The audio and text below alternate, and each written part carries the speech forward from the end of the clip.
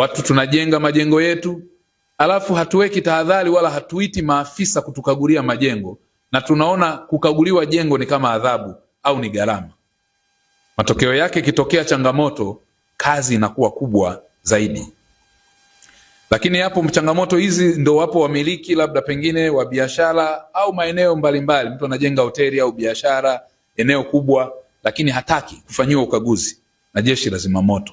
Siku ikitokea ajali ya moto au changamoto nyingine au jengo kuanguka, anawahitaji zimamoto na anawalaumu kwamba hawajaenda kuzima moto kwenye jengo langu, lakini mwanzo wakati anajenga hakupewa ushauri wa kitaalamu. Kwa hiyo changamoto hizi ndizo zinazofanya wakati mwingine raia wanakuja kwenye kulaumu, lakini wanasahau kwamba tulikuwa tuna wajibu wa kwanza wa kuwa na tahadhari zidi ya madhira ya kujiandaa na kukabiliana na majanga, aidha kujikinga au kutengeneza mazingira mazuri ya kujenga kwa kuzingatia pale inapotokea madhira hayo, basi wawe na uwezo wa kuja kukuokoa. Lakini pia wapo wengine hawatekelezi kabisa maelekezo wanayopewa baada ya ukaguzi. Ikitokea askari wetu wameenda kukagua kwenye majengo, basi hawatekelezi ule ushauri au maelekezo ambayo wanapewa. Hasa mara nyingi agharabu huwa ni kwa kukwepa gharama. Lakini inapokuja kutokea janga, unaingia kwenye gharama kubwa zaidi kwa sababu hukuzingatia ushauri. Lakini jambo jingine liko kwetu sisi raia, changamoto ya simu za uongo au false alarms. Unapiga simu kwa sababu umeijua 114, mtu anapiga kwa kujifurahisha kama kwamba aone response. Askari wana respond, wanaenda kule wamechoma mafuta, alafu ni uongo, na baada ya hapo wanarudi na frustration.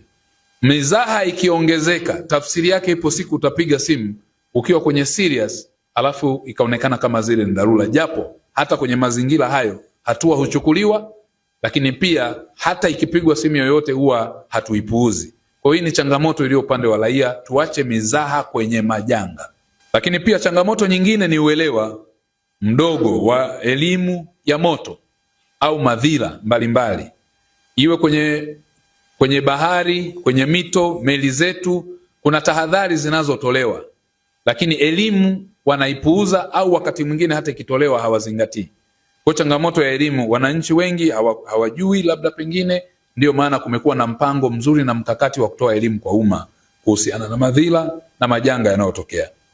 Gari la zimamoto linawasha alarm ili mlipishe liende likatoe huduma ya dharura ya ajali. Alafu watu madereva wengi hawazingatii wala kushtuka na vile ving'ola na kuona kama ni jambo la kawaida, na mtu anaondoka kwa mwendo ambao ukiona kwa kweli haufanani na dharura ambayo amepewa onyo lake.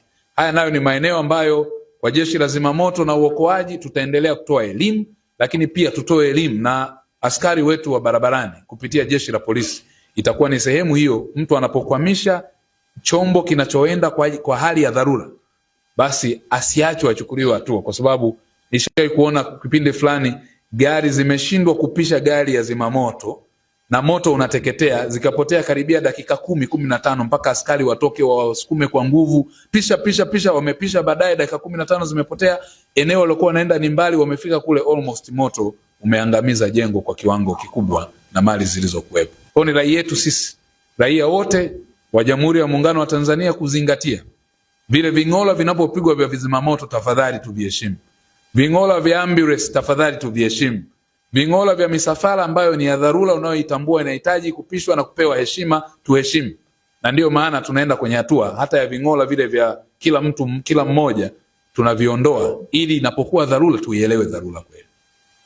Mtu amejenga nyumba hapo, yani hapo kuna dirisha limepakana na dirisha la jirani mwingine, na nyumba ziko hivyo kama 100 hapa. Ukiangalia kama hakuna mpangilio, hata likija gari la fire litaingilia wapi? Hizi ni changamoto ambazo ni mojawapo zinazokabili jeshi la zimamoto na uokoaji, na hasa maafisa wanapoenda kutekeleza wajibu wao.